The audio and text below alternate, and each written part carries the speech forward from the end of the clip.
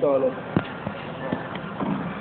ત્યાર પછી સ્વામિનારાયણ હરે ત્યાર પછી વિપ્રવર્ય અજય વિપ્રે પુત્રનો જન્મ થવાથી અતિ આનંદ પામીને અધિક આનંદ પામીને તે જ ક્ષણમાં સચેલ સ્નાન કરીને તત્કાળ જાત કર્મ વિધિને જાણનારા વિપ્રોને સચેલ સ્નાન એટલે ખબર ને પુત્રનો જન્મ થાય એટલે શું સ્નાન કરી દેવાનું શીતળ પાણીથી બરાબર પહેલું જે વાત આવે તે ઘરમાં એક જ કામ કરવાનું પુત્રનો જન્મ થાય એટલે સચેલ સ્નાન કરવાનું કહ્યું બરાબર પછી જાત કર્મ વિધિને જાણનારા એટલે પોતાની જે પહેલો જે જાત કર્મ વિધિ કરવાનો હોય ને એ બોલાવીને જાત કર્મ સંસ્કાર કર્યો જનક વિધિની જાત કર્મ એટલે જાતના જે કર્મો પ્રમાણે જે જાત કર્મ વિધિ જે સંસ્કાર જે છે તે પહેલો સંસ્કાર છોકરો આવે પછી આ કરવાનો હોય છે બરાબર બ્રાહ્મણ જે જાણનાર હોય કર્મકાંડી બ્રાહ્મણ હોય તમારા ગોળ મહારાજ જે કહીએ ને આપણે અત્યારે તે ગામડાઓમાં જેને પુરોહિત કહેવાય તે એ બધા પોતપોતાના હિસાબે તમારી કુલ પરંપરા પ્રમાણે જે કોઈ વિધિઓ એ જાણતા હોય ને એ પ્રમાણે જાત કર્મ સંસ્કાર કરે બરાબર મનમાં બહુ હર્ષ પામેલા અજય વિપ્રે જન્મથી 12મે દિવસે સ્વસ્તિ વાચન પૂર્વક પુત્રનું રમણાત જોનારા સર્વજનોના મનોનયનને આનંદ પમાડશે માટે રામ એવું ગુણ અનુગુણ નામ પાડ્યું રામ એટલે શું આનંદ આપનાર રામનો અર્થ આનંદ આપનાર હતા રામાનંદ સ્વામી બહુ રૂપાળા હતા એટલે જે જોઈ બધાને આનંદ આપતા હતા નાના છોકરા બહુ રૂપાળા હોય ને એને જોઈને બધી બહેનોને બધાને બહુ આનંદ આવે જોવાવાળા આવે તો રમાડવા પણ જાય બરાબર પછી બહુ સારા નહીં દેખાતા હોય તો બધા કે હા હારો છોકરો એમને દૂરથી સ્વાહા કરીને નીકળી જાય બધા બરાબર રૂપાળો હોય તો લોકો એને રમાડવા જાય એટલે એ પ્રમાણે રામ એવું એમનું નામ રાખ્યું બરાબર માતા પિતાએ પોષણ આદિથી લાલ લખેલું છે એટલે લાડ લડાવેલા રામ જોનારા જનોના નેત્રોને આનંદ ઉપજાવતા થતા ઉદય પામેલા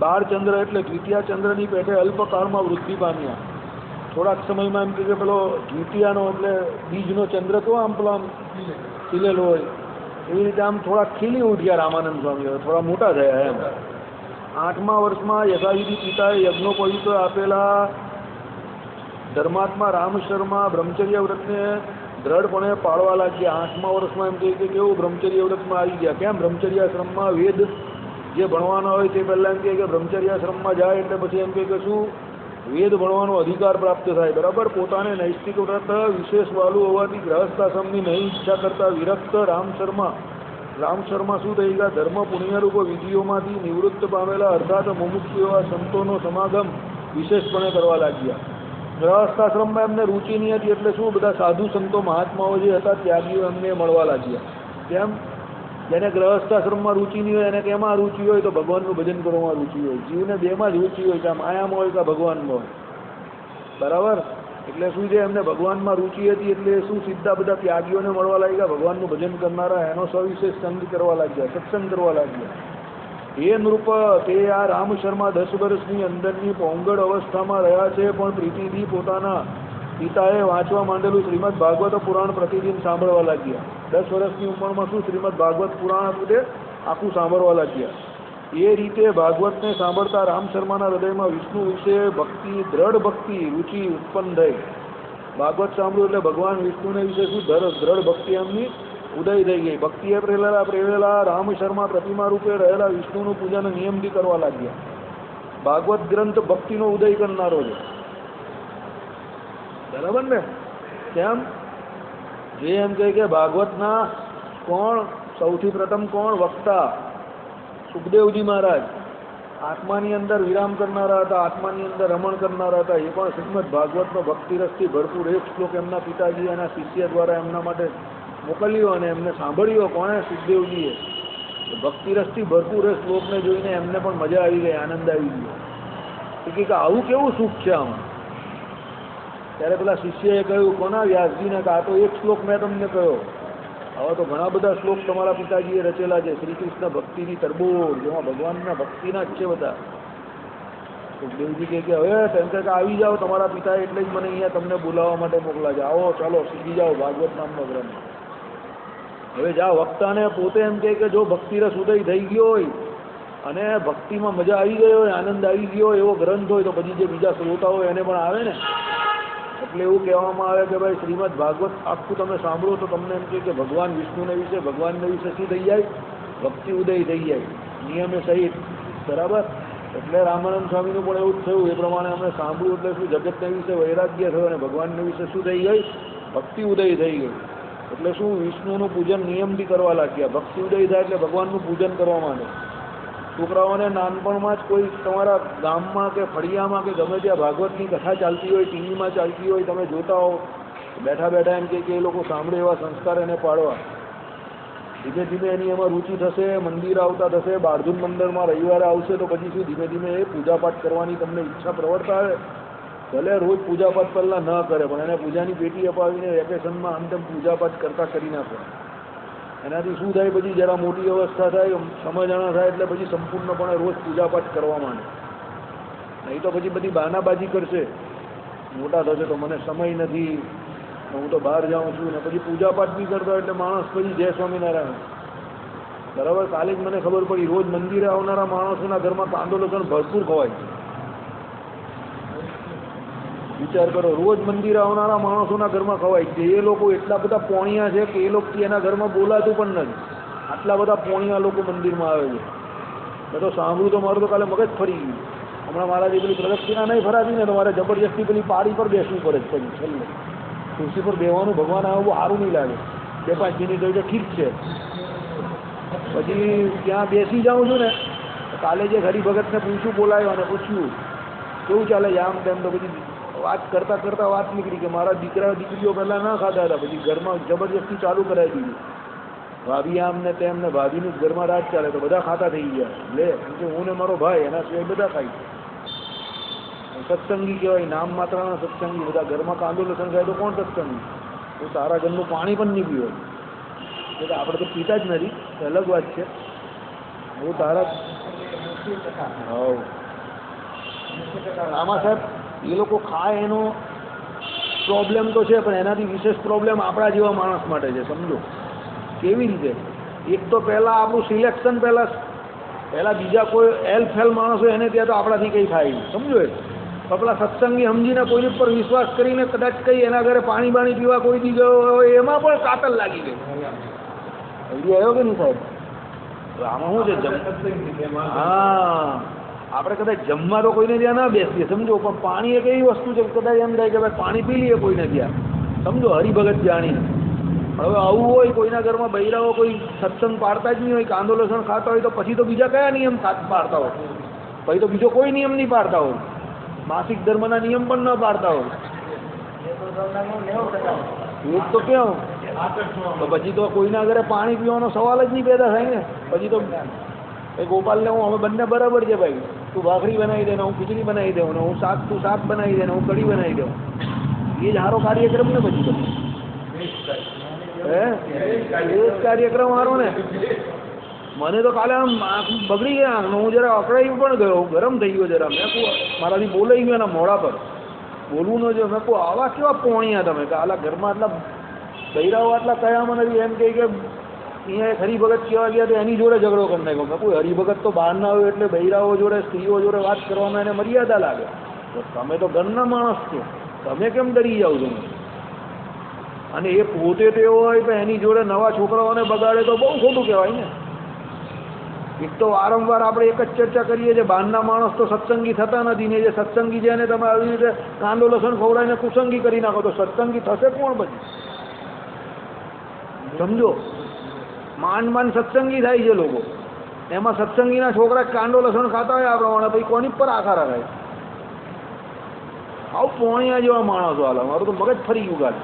મને એમ થાય કે આની પાસે કાં સાંભળવું, પણ પછી એમ પણ થયું ઘરે જતા કે સાંભળવું એ પણ સારું થયું કે હવે આપણે એક પેલી એ હરિભક્તને વિશે જે થોડી એ હતી એ પણ તૂટી ગઈ લાલતા. આ અઠવાડિયામાં 2 વાર થયું.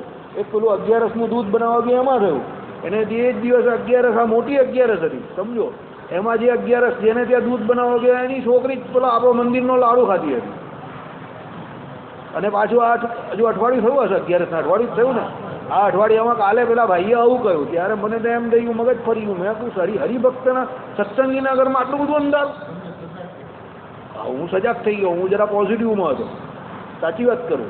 હું આમ પણ થોડો પોઝિટિવ માણસ છું. હું પોઝિટિવ વધારે વિચારું, કોઈ જલ્દી નેગેટિવ નહીં વિચારું. કારણ કે હું પોતે એવું વિચારું કે જે માણસને થોડું ઘણું ભગવાને એવું રાખ્યું હોય ને કે જે પ્રચાર પ્રસારના માધ્યમમાં હોય થોડાક, સમજો, જે બ્રહ્મ વિદ્યા પોતે શીખેલા હોય, જેને બ્રહ્મ વિદ્યામાં રસ હોય, શાસ્ત્રને વિશે 2-4 શબ્દ જેને બીજાને કહેવાના હોય, ભલે વક્તા તરીકે નહીં પણ સત્સંગ કરાવતા એવા, એને થોડું પોઝિટિવ રહેવું, અને બહુ નેગેટિવ વાત નહીં કરવાની એમ. જાહેરમાં આમ પણ બહુ નેગેટિવ ટોક નહીં કરવી, હું પોતે એવું માનું. એટલે હું પોતે હંમેશા એવી કોશિશ કરું પોતે પણ પોઝિટિવ રહું અને બીજે પણ પોઝિટિવ વાત કરું. પણ આવી રીતે જ્યારે વધારે પડતા પોઝિટિવ રહીએ ને એમાં પછી રિયાલિટી એવી રીતે સાચી ઘટનાની ખબર પડે તો આપણું મગજ ફરી જાય, આટલું બધું અંધારું. એટલે જોઈ લેજો ભાઈ, મારે તો કાલનો આ વાત અંદર ચકર મકર ગટર વટર કરતી હતી કે ભાઈ સત્સંગ એટલે દીવા તળે અંધારું નહીં થઈ જાય ભાઈ, સમજજો. કોણ પીવે પછી? હા સાચી વાત, તમારી વાત સાચી છે, બરાબર છે.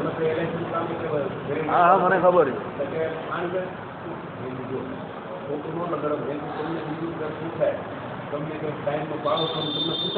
હા ના સાચી વાત.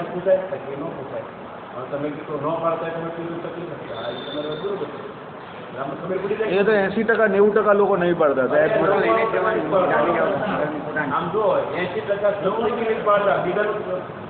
હા સાચી વાત, સાચી વાત, એગ્રી સત્સંગી જ નહીં પાડતા. એ લોકો એવું કહે છે આવું પોણિયા થઈ ગયા સાહેબ, કહીને એવું પોણિયા કેવા થઈ ગયા કે ઘરમાં ઝઘડા થઈ ગયા એમ કહીને નહીં પાડતા. ને હવે આ ભાઈ છે ને મારા કરતાં જરા બોલવામાં સ્પષ્ટ છે, એની વાત એકદમ સાચી છે. કામ કરવામાં બહુ મોટી તકલીફ છે. એક વસ્તુ યાદ રાખજો, કોઈ પણ કામ 1 દિવસ 2 દિવસ 4 દિવસ ઉત્સાહમાં કરવું સરળ છે, પણ કાયમ માટે કરવું બહુ ડિફિકલ્ટ છે. કન્સિસ્ટન્સી ઇન પરફોર્મન્સ બહુ અઘરું કામ છે દરેક જગ્યા પર. કોઈ પણ માણસ એકને એક કામ રોજ કરવું ને, રોજ સત્સંગમાં તમારે આવું પણ અઘરું છે. આ તમને કહી દઉં, રોજ મંદિર આવવું પણ અઘરું છે. પછી હિંચકા ચાંદ તો બધા થઈ જાય, એક દિવસ દેખાય ને પછી ખોવાઈ જાય, પણ રોજ મંદિર આવવું અઘરું છે.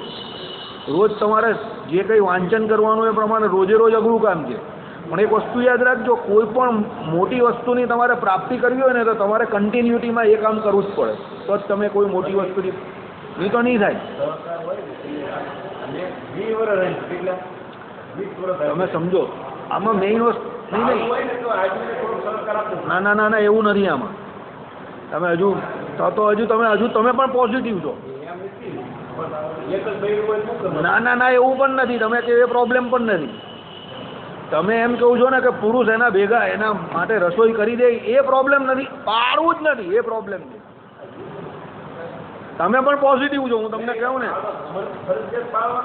ના એ નથી ફરજિયાત, હું તમને એ જ કહું છું ને, પોણિયા થઈ ગયા છે પુરુષો. હું મારી વાત તમે માનો, પુરુષો પોણિયા થઈ ગયા છે, એનું ઘરમાં કંઈ ઉપજતું જ નથી, સમજજો. હાવ ઢીલા થઈ ગયા, મીણ પાયેલા દોરા જેવા. મારા જે કહું ને એ પ્રમાણે હાવ ઢીલા. હું તો કોમેડીમાં બોલતો હતો અત્યાર સુધીના લોકોને ખોટું લાગતું હતું, પણ હવે હું આ ગંભીર રીતે બોલીશ, કારણ કે હું કોમેડીમાં એટલે બોલતો હતો કે કોઈને ખોટું નહીં લાગે. પણ હકીકતમાં જો તમે એવો આવો તો પછી તમને એ પ્રમાણે જ વાત કરાય, જે જેવો હોય એમાં એને કહેવામાં કંઈ ખોટું નહીં લગાડાય, સમજો. તમે જે કહો છો એ પ્રોબ્લેમ છે, સમજજો. એ તો પ્રોબ્લેમનું નિરાકરણ તો નીકળે, 1 2 ને 3 કોઈ પણ સોલ્યુશન. આ તો કરવું નથી, આનો પ્રોબ્લેમ છે માનસિક, કે ના એ બધું પછાત વર્ગનું છે ને, આમ છે ને તેમ છે ને, એ બધું કઈ હવે આ જમાનામાં થાય ને, આ બધા પ્રોબ્લેમ છે. અને પેલો માણસ ઢોલ જેવો વાગ્યા કરે, આમ વગાડે તો આમ, ના વગાડે તો આમ, અને બધું આ જીક્યા કરે. પછી કહે તને શું કે આપણો સંસાર તૂટી જાય, પાછો એ સંસારના ગીત ગાય. હવે તારા સંસારમાં આમ પણ કા રોજ ડ્યુએટ સોંગ વાગે છે, ડ્યુએટ સોંગ તારા કા રોજ વાગે સંસારમાં? રોજ તો પછી તું મ્યુઝિકને બદલે નોઈઝ વાગે છે. તબલા વગાડવા જાય તો સારંગી વાગે ને, સારંગી વગાડે એ તબલા વાગે. એના કરતાં અશોકભાઈ જેવું સારું, તરત દાનને મહાપુણ્ય. આજે જે કંઈ છે એમની જિંદગીનું સ્ટિયરિંગ તો એના હાથમાં આવી ગયું ને. કોમ્પ્રોમાઇઝ કે જે કંઈ તમારે સમાધાન ધર્મમાં ને આ બધી મગજમારી હોય એના કરતાં એના હાથમાં સ્ટિયરિંગ તો આવી ગયું. હવે એને ગાડી જ્યાં લઈ જાય એ તો લઈ જશે, સમજો. એટલે આ તો મને એકદમ કાલે ખબર પડી. એટલે મને હવે કાલે એક નવી વસ્તુ પણ શીખ્યો કે હાવ એકલગંદા પણ ન રહેવું, થોડાક પબ્લિકના પણ પરિચયમાં રહેવું, સામાન્ય પરિચયમાં એમ, કે જેને કરીને તમને હકીકતમાં શું પ્રોબ્લેમ છે એ પણ ખબર પડે, બરાબર. ચાલો, એટલે રામાનંદ સ્વામીના ઉદાહરણથી અહીંયા જોયું કે ભાઈ એમને ગ્રહસ્થાશ્રમમાં રસ હતો નહીં, બરાબર. એટલા માટે એમ કહે કે શું કર્યું કે 10 વર્ષની ઉંમરમાં તો ભાગવત પુરાણ એમ કહે કે સાંભળવા લાગેલા, ભગવાનને વિશે એમ કહે કે એને ભક્તિ થઈ ગયેલી, ભગવાનનું પૂજન કરતા હતા.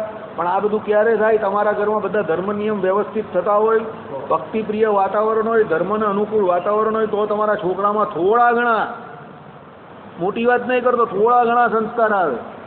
બાકી તમે લોલે લોલ તો તમારા છોકરા મહા લોલે લોલ. યાદ રાખજો, એ લોકોને તો જોઈતું જોયો. બરાબર? તમે જરા સત્સંગની કે જરા તમે ધર્મની વાતમાં તમારા ઘરમાં જો કડક થવાની કોશિશ કરો, તમારા ઘરમાં તમારા વિરોધી ઊભા થઈ ગયા. તમારા છોકરાઓને તમારા જે કંઈ વહુઓ હોય તો વહુઓ, અને તમારી ઘરવાળી હોય તો એ તરત જ તાત્કાલિક તમારો વિરોધ કરી નાખશે. અરે અમારા ઘરમાં વિરોધ હતો ને ભારી, આ તમને અમારા ઘરની જ વાત કરું, જાહેરમાં ભલે રેકોર્ડિંગ થાય ને. અમારા ઘરની જે વહુઓ હતી, અમારા દાદાની વહુઓ જે હતી, એ એવું નહીં ઈચ્છતી નહીં કે એમની દીકરીઓ સત્સંગી નથી આપણને. ભલે રેકોર્ડિંગ થાય ને, હું મોડે કહું ને કે અમે બહુ દુઃખી થઈ ગઈ છે એટલે અમારે એ નહીં કરવું. અમારા ઘરમાં જ આ પ્રોબ્લેમ હતો, બીજાની કા વાત કરવાની? સમજો, એ લોકોને દુઃખ લાગ, છૂટ નહીં મળે એટલે સમજો તમને શું છે. આજે બધાને સ્વતંત્રતા જોઈએ છે. હવે ધર્મમાં રહે એટલે બધી રીતે સ્વતંત્રતા તમને ન મળે, અને અમુક ઘરમાં તો 100% ના મળે. સમજો, એટલે પછી એ લોકો એને દુઃખની લાગણીથી જોઈ કે આ દુઃખ છે, એટલે એ લોકો શું જોઈએ કે અમે ભલે ભેરવાયા, અમારા પછી અમારી દીકરીઓ નહીં ભેરવાવી જોઈએ એમ. એટલે એ લોકો પછી સત્સંગી ગોતે જ નહીં. આઈડિયા આવ્યો તમને? પછી ભલે પેલા લોકો ગમે તે ખાતા હોય ને. તમે સમજા મારી વાત? આ દુનિયા આખી આવી થઈ ગઈ છે. કોઈને ધર્મમાં રહેવું નથી, કોઈને સ્વતંત્રતા, ધાર્મિક રીતે પણ બધાને સ્વતંત્ર રહેવું છે, પણ ધર્મમાં રહે એટલે ધર્મનું નામ જ મર્યાદા છે. એટલે કહેવા પૂરતા લોકો સત્સંગી થયા છે, કહેવા પૂરતા લોકો ભગવત ભક્ત છે, લોકો કહેવા પૂરતા મંદિરે આવે છે, બાકી ધર્મની મર્યાદામાં રહેવું કોઈને ગમતું નથી. એટલે બધા ઇજ્જત ખાતર, માન ખાતર, પેઢી દર પેઢી જે સત્સંગમાં હોય એ બધા માનને ઇજ્જત ખાતર આવે છે. કોઈ હરિભગત કે કોઈ સત્સંગી છે એ રીતે નથી આવતું. આ મારો પર્સનલ ઓપિનિયન નથી, અત્યારે સમાજનું જે પ્રમાણે વાતાવરણ છે એ તમને કહી દઉં. આ પ્રમાણેનું જ છે. જે એમ કહેતો હોય કે ભાઈ અમારે ત્યાં તો 5 પેઢીનો સત્સંગ છે, એમાં 80% લોકોમાં એવું હશે કે ચાલી આવતો હોય તો ચાલી આવતો હોય, બાકી એવા કોઈ સંસ્કાર હોતા નથી. આ તમને કહી દઉં. અંદરથી તો એ લોકોના ઘરના લોકો પણ ઘૂંટણ મહેસૂસ કરતા હોય કે આ ડોહલો બધું લઈને બેસી ગયો છે. સમજો તમે, નવી પેઢીમાં એવું જ છે. બરાબર? ચાલો, આ રમશર્માને પ્રતિમામાં પ્રત્યક્ષપણે રહેલા ભગવાનનું સાક્ષાત દિવ્ય રૂપ જે યોગીઓને પણ અદ્રશ્ય છે, તેનો સાક્ષાત્કાર કરવાની અધિકૃતિ થઈ. રામાનંદ સ્વામીને ઈચ્છા થઈ, જો જે વસ્તુની ઈચ્છા થાય એ વસ્તુ જ તમારી હંમેશા સાક્ષાત્કારમાં પરિણમે. યાદ રાખજો, જે માણસ ગરીબ છે અને એમ વિચારે કે હું તો ગરીબ જ રહીશ, તે 100% ગરીબ જ મરવાનો. લખીને આપી દઉં. જે માણસ એવું કહે કે બસ હું આટલામાં રાજી છું, તો એટલામાં જ રાજી રહે, એની આગળ નહીં જાય. લખીને આપી દઉં. અને જે માણસ એવું વિચારે કે નહીં આપણે તો જિંદગીમાં લડવાનું જ છે ને, લડીને જે કંઈ મેળવવાનું છે એ મેળવી લઈશું, પરસેવા દેવાયા કરશે, લડશું, તો લડવૈયા ઘડવૈયા બની જાય. યાદ રાખજો. ઉદ્યમેની કાર્યની સિદ્ધાણી ન ચ મનોરથૈ. સંસ્કૃતમાં બહુ મોટો શ્લોક છે. ઉદ્યમથી જ દરેક કાર્ય સિદ્ધ થાય છે, મનોરથ કરવાથી નથી થતા. તમારા ભાગ્ય જોડે પણ તમારે લડત કરવાની હોય છે. બરાબર? આપણે આગળ પણ વાત કરેલી, ભાગ્ય બહુ મોટી વસ્તુ છે, વાત સાચી છે, પણ ભાગ્ય જોડે લડશો તો આજનું ક્રિયામણ કાલનું ભાગ્ય છે. એટલે ભાગ્યના ભરોસે એમ બેસી રહેશો તો કાલનું ભાગ્ય પણ તમારું ખરાબ જ થઈ જશે. જેમ અત્યારનું ભાગ્ય ખરાબ છે ને, એટલે ગઈકાલે કર્યું નહીં કંઈ, એટલે અત્યારે જેમ ખરાબ દારા છે તેમ આવતીકાલ પણ ખરાબ જ રહેશે. પણ આજે કામ કરવા મંડી પડશો, જે કામ હોય તે, ધર્મ સંબંધી કે લૌકિક કે અલૌકિક, તમને જે જોઈતું હોય તે, 4 પુરુષાર્થમાંથી જે પુરુષાર્થ જોઈતો હોય તે, એના માટે પ્રયત્ન ચાલુ કરી દેશો તો ગમે ત્યારે એની પ્રાપ્તિ થશે. પ્રયત્ન ન કરશો તો કંઈ ખબર ન પડે. અરજીવનદાસ શાસ્ત્રીના પુસ્તકો અઘરા છે, સત્શાસ્ત્ર સમજવાના અઘરા છે. અઘરા છે, અઘરા છે, અઘરા છે, અઘરા છે, અઘરા છે, અઘરા છે, એની મારા ફેરવ્યા કરે તો ખબર પડી જાય. અઘરા છે તો કેમ અઘરા છે, કેવી રીતે અઘરા છે? અમે લોકો નાના હતા તો અમારા ફળિયામાં મોટાઓની ટીમમાં નાના છોકરા રમે જ નહીં, એ લોકોને બીક લાગે. અમે 2 ભાઈ રમતા થઈ ગયા, બધા અમને કહે કે નાનાઓ છો તો મોટાઓ જોડે કેમ રમો છો? એમ મોટાઓનો બહુ દડા બહુ ફાસ આવે, ટેનિસ બોલથી રમે, મોડું ફાટી જાય, બોલ વાગી જાય. મેં કહું મને નાનાઓ જોડે મજા જ નહીં આવતી, મોટાઓ જોડે રમતા થઈ ગયા, 8મા ધોરણથી 7મા ધોરણથી. કેમ? મોટાઓ જોડે રમતું તો શીખશું ને, તો મોટા થઈશું ને. નાનાઓ જ્યારે પછી પેલો મોટો ગોધા જેવો થઈ ગયો હોય એ પેલા પ્લાસ્ટિકના દડાથી રમે તો પછી એ શું શીખવાનું? લોકો જોઈને હશે અને આવો ગોધા જેવો થઈને છોકરાઓ જોડે રમે છે. સમજ પડી ગઈ? એમ આપણામાં જે કોઈ ખામી છે એ આપણો પોતાનો વાંક છે. આપણે એમ રાજી રહીએ કે શાંતિથી જિંદગીભર નોકરી જ કરવી છે, આપણું તો ભાગ્ય બહુ ખરાબ છે. ભગવાન કંઈક પડી રહે ને ગાંડા તું ત્યાં સુઈ રહે બેઠો બેઠો પડી રહે. નિરાશાવાદી માણસ છે ને આખી જિંદગી નિરાશ થઈને પડી રહે ત્યાંનો ત્યાં. બરાબર? પણ પછી તમે કહો ના ભાગ્ય ભલે જે કોઈ વસ્તુ હોય તે, પણ આપણે લડત લડવી છે એની જોડે અને મહેનત કરવી છે આપણે જોરદાર. વાજપેયી સાહેબની કુંડળીની અંદર રાજયોગ નહીં હતો. ફોર યોર કાઇન્ડ ઇન્ફોર્મેશન તમને કહી દે. કેટલા વર્ષ લોકસભામાં રહ્યા ખબર છે ને તમને? 40 થી 50 વર્ષ રહ્યા અને વડાપ્રધાન બન્યા. કેમ ખબર? ક્રિયામણ બહુ ઊંચું કર્યું એટલે બન્યા. એટલે ઘણી વખત તમારું ક્રિયામણ પણ તમારા ભાગ્યને ટપી જાય. સત્યવાન ને સાવિત્રીનું ચરિત્ર તમને ખબર ને? સત્યવાનના કિલોમીટર પૂરા જ થઈ ગયેલા. બધાને ખબર ને કહાની? તો મેં તો કંઈ ગળી નથી. સત્યવાનના કિલોમીટર પૂરા થઈ ગયેલા કે નહીં? પણ સાવિત્રીનું ક્રિયામણ એટલું પાવરફુલ હતું કે સત્યવાનને પાછા લઈ આવ્યો. સમજો? એટલે ક્રિયામણ એટલે શું? આપણા માટે ક્રિયામણ શું અત્યારે એ સમજી લેવું. ભગવાને જે નિત્ય કર્મ અને નૈમિતિક કર્મ કહે એ બરાબર કરો અને લૌકિકમાં તમે જે જગ્યા પર છો ત્યાંથી નીકળવાની કોશિશ કરો, તેમાંથી પણ બહાર આવશો. બંનેમાં એવું જ. 1 વાર 2 વાર 5 વર્ષ 10 વર્ષ સફળતા નહીં મળી તો પછી મળશે. કરેલું કોઈ દિવસ વ્યથા નહીં જશે. કર્યા વગર કંઈ મળતું નથી ને કરેલું વ્યથા જતું નથી. પણ તમે તો એમ જ કે મારું તો કંઈ થવાનું જ નથી, હું તો બેઠેલો જ તો ઊભો જ નહીં થાઉં, ભાગ્યને જ રડિયા કરો આખી જિંદગી, તો પછી એવા ને એવા જ રહેવાના. કોઈ ચેન્જ નહીં આવે તમારામાં. હું લખીને આપું, તમે તમારા ઘરમાંથી બહાર નહીં નીકળો ને એમને જ બેઠેલા હો તો કાં કંઈ થવાનું છે? અને કદાચ ઘરમાંથી બહાર ના નીકળો ને બીજા બધા જે કોઈ ઇન્વેસ્ટમેન્ટના કે સેટિંગના કે જે કંઈ ધંધા કરતા હો, ઘરમાં બેઠા બેઠા પણ કમાવો પડે. એટલીસ્ટ મગજ તો ચલાવવું પડે ને. ઘરમાં બેઠા બેઠા તમે ભજન પણ કરી શકો, પણ ભજન કરવા માટે માળા તો જોઈએ ને હાથમાં. જન્મંગલનું સ્તોત્ર બોલવા માટે વૃત્તિ તો છેલ્લે જોઈએ ને. ચાલો માળા નહીં હોય પણ વૃત્તિ તો જોઈએ ને ભજન કરવાની. હવે એનાથી વિશેષ તો હું કહું? પેલા સંતો કહીને કે ગધેડા મોડામાંથી નારાયણનું નામ તો બોલ. પેલો અજામિલ હતો ને તે ખાલી ભગવાનનું નામ બોલ્યું એટલે એના છોકરાનું નામ પાડી દીધું નારાયણ. કે આ કંઈ આમ કંઈ ભગવાનનું ભજન કરે એવો નથી, એના છોકરાનું નામ નારાયણ કહેશું તો બોલશે. તો એટલો પ્રયત્ન કર્યો ને નારાયણ નારાયણ એના છોકરાને બોલાવતા બોલ્યો. પછી કંઈ વિષ્ણુના પાર્ષદ આવ્યા ને પછી એને 10 વર્ષ પછી પૂજાપાઠ કરાવ્યા અને સ્તુતિ કરાવીને લઈ ગયા. હા, જે બોલ્યો તે, પણ પેલા લોકો પ્રયત્ન કરાયો ને એની પાસે. આવ ધૂળ જેવો પડી રહેલો તો થોડું કંઈ થાય પડી રહી તો માણસ. બરાબર? એટલે ઘણા લોકોને એવું થઈ જાય અહીંયા મંદિરમાં આવીને પણ એ તો આપણા ભાગ્યમાં જે હશે તે મળશે, પ્રારબ્ધમાં હશે તો થશે.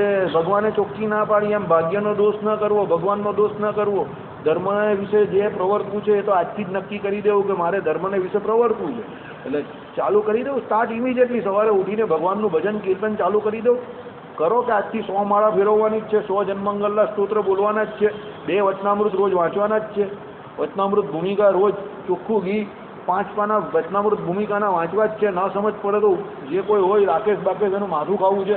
ભગવાનના સ્વરૂપનું જ્ઞાન જાણવું જ પડે. આત્મા તત્વ, પરમાત્મા તત્વ, માયા તત્વ, તાર તત્વ શું છે, બરાબર? બધા અલગ અલગ મત છે શું છે બધું જાણવું છે. એમ તમને મંદી પડો. 5 વર્ષમાં તમે કાંથી કાં નીકળી જાઓ જોઈ લો. જીવતું જાગતું એક્ઝામ્પલ છે. હા, બની શકે કદાચ કે તમને બધું ન આવડે પણ બીજા બધા બેઠેલા જ ને એને જઈને પૂછો. પણ પછી તમે કશે જાઓ જ બી આ તો ખબર પડે એવું જ નથી. અમારા ઘરમાં 40 વર્ષ સુધી ભૂમિકા પડી રહી અને ગેરંટેડ કહું. એટલે નહીં કહેતો કે ભાઈ મને આવડી ગઈ, સમજો, પણ એટલે કહું છું કે મારી આગળના કોઈને ના આવડતી હતી. એટલે નહીં કહેતો કે મને આવડી ગઈ, પણ એટલે કહું છું કે એમણે પ્રયત્ન ન કર્યો. કેમ? હા, હરજીવનદાસ શાસ્ત્રીનો ડર હતો. હરજીવનદાસ શાસ્ત્રીના પુસ્તક એટલે બહુ કઠણ ને બહુ અઘરા, એમની ભાષા ખબર જ ના પડે એટલે કોઈએ ઉઠાયા જ નહીં. અમુક તમારા દાદાએ ભેગા કરેલા સીધા આ લોકોના મંડળમાં જ ગયા, એની ધૂળ પણ નહીં ખણ કરી કોઈએ. પાછા આપણે તો લેનદેન મળે નહીં પાછા, એટલે મારા હાથમાં તો કોઈ પુસ્તક આવ્યા જ નહીં એમાંથી પણ. હવે જે અર્થ કરવાનું જાણતા હતા એને પુસ્તક પણ નહીં દીધા. બીજું તો કાં કઈ વાત કરી. ગયા આ લોકની અંદર એ લોકોમાં પણ કેટલા વાંચ્યું એવા જ તો મને ખબર છે ભાઈ. બોલાય નહીં. સમજો આઈડિયા આવ્યો તમને? એટલે આવી બધી મગજમારી છે. એટલે કોઈએ ને કોઈએ ક્યારેક પ્રયત્ન કરવો પડે. બરાબર, ચાલો. એટલે શું કહ્યું? એમને પહેલા રુચિ થઈ કે મારે ભગવાનના શું કરવા છે? સાક્ષાત દર્શન કરવા છે. રુચિ થઈ તો ભગવાનના સાક્ષાત દર્શન થયા. પ્રહલાદજીને શું રુચિ થયેલી? ધ્રુવજીને શું રુચિ થયેલી? ધ્રુવજીને એની માતાએ શું કહ્યું? શું કહ્યું? ભગવાનને કહેજે કે મારી કોખે જન્મ લઈ તો તારા બાપાની આ ગોદમાં તું બેસી શકે, ખોળામાં, પણ મારી કુખે જન્મ ન થાય તો ન બેસી શકે. તે કે એમાં કરવાનું શું? તો જંગલમાં જઈને કોનું તપ કરવાનું? તપ કરવાનું, વિષ્ણુની આરાધના કરવાની. એ પ્રગટ થશે ને એ તને કઈ આશીર્વાદ. એણે તો આમ જ કર્યું કે આ જંગલમાં જઈને કદાચ કંઈ ખપી જાય. એને એવું હતું કે આ નીકળી જાય કાંટો જંગલમાં જાય છે. અહીંયા આવીને ભગવાન મદદ કરે. યાદ રાખજો, આ જગ્યા પર તમને ઈશ્વર મદદ કરે. કેવી રીતે મદદ કરે? સદગુરુને મોકલી આપ્યા. કોને મોકલી આપ્યા? નારદજીને મોકલી આપ્યા. કેમ? ઘરમાંથી બહાર નીકળ્યા તો મોકલી આપ્યા. ઘરમાં બેસી રહે તો નારદજી ના આવે. દાખલો કરવા માટે ધ્રુવજી ઘરમાંથી બહાર નીકળી ગયા કે માતા એવું કહી ને કે એની કુખે જન્મ લેવો પડે. એ આશીર્વાદ કોણ આપે? તો ભગવાન વિષ્ણુ આપે. તો જંગલમાં જઈને તપ કરવું પડે. ક્ષત્રિયનો દીકરો હતો. લાગી ગઈ મરચી, નીકળી ગયા ઘર છોડીને નાની ઉંમરમાં. બરાબર. લક્ષ્મીજી શું કહેતા હતા? વૈકુંઠ લોકમાં ભગવાનનો આટલો કુમળો બાળક, રાજાનો દીકરો, આવા કોમળ કોમળ એના પગ, જંગલમાં કાંટા, આ મોટા મોટા એમ કે પશુઓ, જંગલી પ્રાણીઓ, આ બધા એને ફાડી ખાડશે, આનું શું થશે? ભગવાન બેઠા બેઠા હસ્યા કરતા. ભગવાન કે ભાઈ આ ફાડી ખાવાવાળી વસ્તુ નથી. આ આના પરમ પદ તરફ, આના ધ્યેય તરફ આગળ વધવા વાળો માણસ છે. લક્ષ્મીજીને કે આનું શું થશે? ભગવાન શું કહે? કામ ડાઉન માય ડિયર, કામ ડાઉન, કુલ ડાઉન. તમે શાંતિ રાખો. એ ભાઈ ઘરમાંથી બહાર એમને એમ નહીં નીકળ્યા. પૂર્વના સંસ્કારી જીવ છે. ઋષિના પુત્ર હતા ને પૂર્વ જન્મમાં. અને એના પેલા મિત્ર જોડે ગયેલા અને રાજાનો જે વૈભવ જોઈને થયું કે આ મહેલનો વૈભવ ને આ બધું જોયું મેં તો કોઈ દિવસ જિંદગીમાં જોયું જ નથી, ભોગવ્યું જ નથી. એટલે થોડી ઘણી આસક્તિ રહી ગઈ. એને કરીને એ ઉત્તાનપાદ રાજાને ત્યાં આવેલા. ભગવાનને ખબર ને કે યોગભ્રષ્ટ જીવ છે. પૂર્વે ઋષિપુત્ર હતા અને ત્યારે ઉપાસના પૂરી થઈ નહીં. હવે આ જન્મે એને મારે સાક્ષાત દર્શન આપવાના જ, પણ એના માટે પહેલા ઘરમાંથી બહાર તો નીકળવું પડે ને. એટલે ભગવાને શું કર્યું? ઘરમાંથી બહાર કાઢ્યા. આ પરમાત્માની કરેલી કઠોર કૃપા છે. આપણી ઉપર પણ આવી પરમાત્મા ઘણી બધી કૃપા કરે. જ્યારે બાપા આપણે ઘરમાં રાખતા હોય, ટ્યુશન ભણાવતા હોય, સ્કૂલમાં જવાની ફી આપતો હોય, કોલેજ જવાની ફી આપતો હોય, ઘર ખર્ચી આપતા હોય ને, ત્યારે આપણે બાપા કમાતા એની કંઈ કિંમત નહીં હોય. પછી બાપા આપણે જીપીએલ કરે ને, જીપીએલ એટલે ખબર ને? હા, જાહેરમાં નહીં કહેતો. બરાબર. બાપા આપણે બહાર કાઢે 22 વર્ષની ઉંમર, એને કે હવે તારું તું ફોડજે, પછી પેલો આખો ફૂટી જાય. કે બાપાને આટલી બધી તકલીફ પડતી હતી પૈસા કમાવામાં. પણ એ ગધેડાને બેઠું મળતું હોય ત્યારે ખબર ના પડે. એમ ભગવાન પણ શું કરે? એની ઉપર કઠોર કૃપા કરે. પેલા ભાઈ જો મહેલમાં રહે તો ભગવાનનું ભજન કરી શકત? સમજો, ધ્રુવજી મહેલમાં રહે તો પછી ઉપાસના કરી શકત, તપશ્ચર્યા કરી શકત. એટલે પહેલા ભગવાને શું કર્યું? એમની ઉપર કઠોર કૃપા કરી. શું કર્યું? માતાના બુદ્ધિ, એમની જે અપર માતા હતી સાવકી માતા, એની શું બુદ્ધિ બગાડી અને સીધા એમને જંગલમાં મોકલી આપ્યા. પછી તપ કર્યું અને ભગવત પ્રાપ્તિ થઈ ગઈ. ભગવત પ્રાપ્તિ થઈ ગઈ એટલે ભગવાનના સ્વરૂપનું જ્ઞાન થઈ ગયું. સાક્ષાત ભગવાનના દર્શન થઈ ગયા. સમજો, પણ સાક્ષાત ભગવાનના દર્શન થયા એમાં સૌથી વધારે જવાબદાર પેલી માતા, અને સૌથી વધારે જવાબદાર એમનો પોતાનો નિર્ણય કે ઘર છોડીને બહાર નીકળી જવું છે. એમ જિંદગીમાં ઘણી જગ્યા પર પરમાત્મા આપણી પર આવી રીતે કઠોર કૃપા કરતા હોય. કોઈ દિવસ આપણા બાપાને આપણાથી દૂર કરી દે, તો કોઈ દિવસ આપણા દીકરાને આપણાથી દૂર કરી દે. તે શું માનવું ખબર? ભગવાનનો એલાર્મ છે.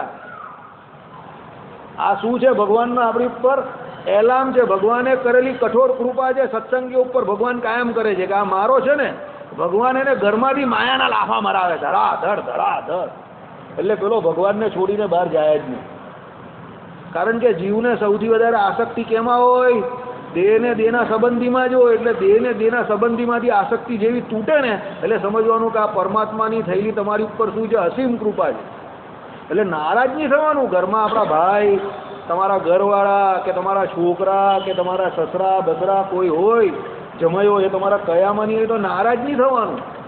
એ ભગવાનની મૂકેલી તમારી ઉપર બહુ મોટી કૃપા છે, ગિફ્ટ છે કે ભગવાન તમને આમ વારે વારે ચેતવે છે કે જો આ કોઈ આમાંથી તારું નથી, બરાબર. આ બધા તારી વાત કાપવાવાળા છે ને તારી જવાની જ રાહ જોઈને બેઠા છે.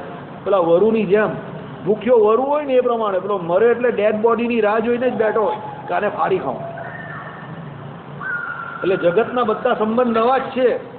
તમારી પાસે રૂપિયા છે ત્યાં સુધી બધા તમને સાચવે છે, પણ રૂપિયા જશે અને પછી જો રૂપિયા જશે તો જીવતા જીવત તમને છોડી દેશે.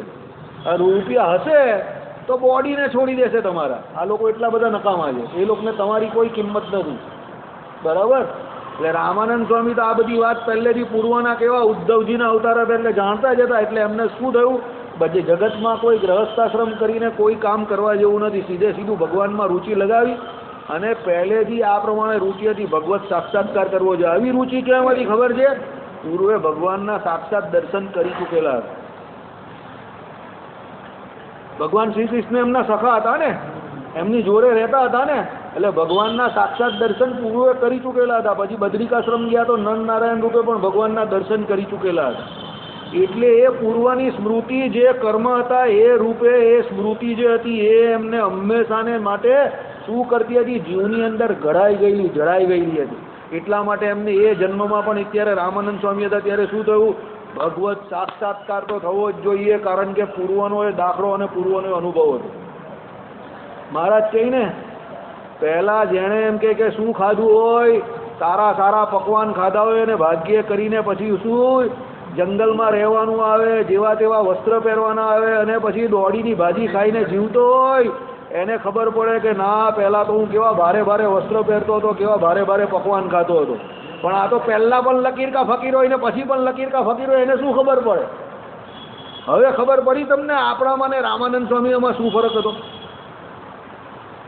આપણે પૂર્વે પણ લકીર કા ફકીર હતા અને અત્યારે પણ લકીર કા ફકીર છે. આપણે અત્યારે પણ ભગવાન મેળવવાની એટલી ઉત્કંઠા નથી ને ત્યારે પણ ઉત્કંઠા નથી, આના પૂર્વના જન્મમાં પણ.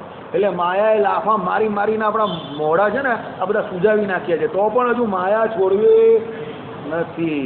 માયામાં બહુ ગમે છે,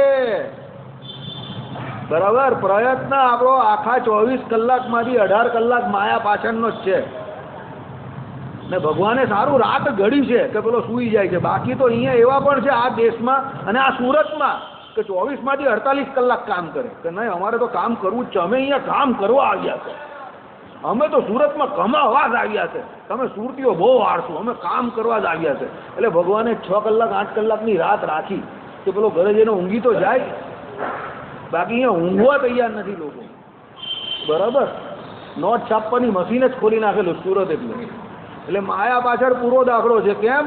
પૂર્વનો પણ દાખલો માયા પાછળનો હતો અને અત્યારનો દાખલો પણ માયા પાછળનો જ. રામાનંદ સ્વામીને પૂર્વ પણ ભગવાનના ભક્ત હતા અને ભગવાન જોડે સાક્ષાત રમણ કરનારા હતા અને અત્યારે પણ ભગવાનના સાક્ષાત્કારની ઈચ્છા છે કે આ મૂર્તિમાં ભગવાન જે રહ્યા છે એના દર્શન કરવા છે, હાલતા ચાલતા ભગવાનના દર્શન કરવા છે. મૂર્તિ રૂપે ભગવાનના દર્શન તો બધા કરે.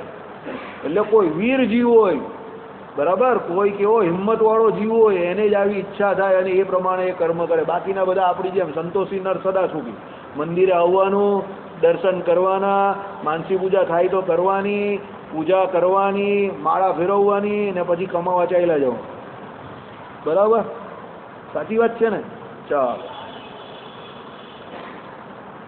પછી શું કહ્યું, એવી તીવ્ર ઈચ્છાથી ગૃહ કુટુંબાદિકમાં આસક્તિએ રહિત થઈને વેદાધ્યાનના મિશથી પોતાના ઘરથી તત્કાળ ચાલી નીકળ્યા. આનો કહેવાનો આશય શું થાય, જેને ભગવાન મેળવવો હોય તે શું કરે છે, ઘર છોડીને ચાલ્યા જાય છે, બરાબર. આ હું નથી કહેતો, સત્સંગી જીવન અને શ્રીમદ ભાગવત ગ્રંથ કહે છે કે જેને ભગવાનમાં રુચિ હોય એ તો બાળપણથી જ રુચિ હોય અને સીધા ઘર છોડીને ચાલ્યા જ જાય તો, બરાબર.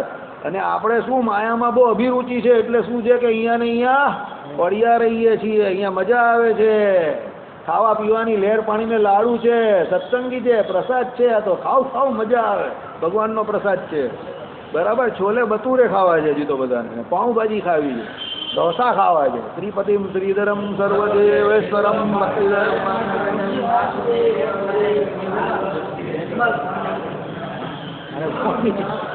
અને ફોનની બહુ ચિંતા છે.